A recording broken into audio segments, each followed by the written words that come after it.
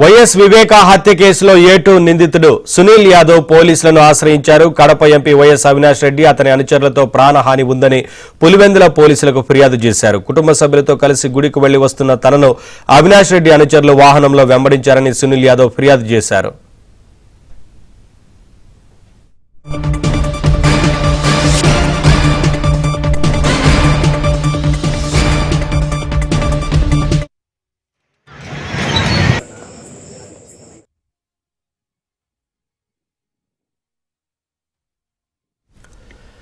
YS వివేక హత్య కేసులో A2 నిందితుడు సునీల్ యాదవ్ పోలీసులను ఆశ్రయించారు. కడప ఎంపీ వైఎస్ అవినాష్ రెడ్డి అతని అనుచరులతో ప్రాణహాని ఉందని పులివెందుల పోలీసులకు ఫిర్యాదు చేశారు. ఇదే అంశానికి సంబంధించి మరింత సమాచారం మా ప్రతినిధి శ్రీనివాస్ అందిస్తారు. శ్రీనివాస్, సునీల్ యాదవ్ పోలీసులను ఆశ్రయించినట్లు తెలుస్తోంది కదా, ఏంటి వివరాలు?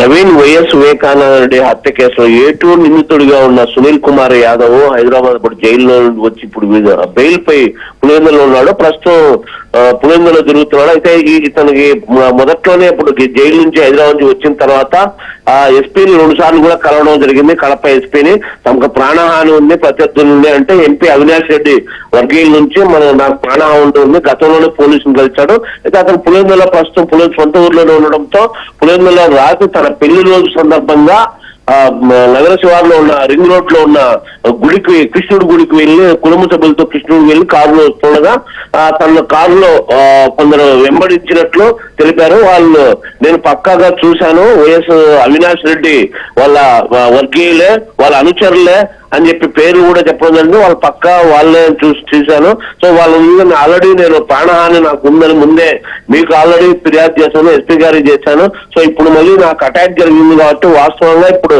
కారులో నన్ను వెంబడించారు, సో ఇది వాస్తవం అని చెప్పి మళ్ళీ రాత్రి పోలీసులకు, పులివెందుల పోలీసులకు ఫిర్యాదు చేయడం Sunil Yadav. Naveen, thank you Srinivas, thanks for the updates.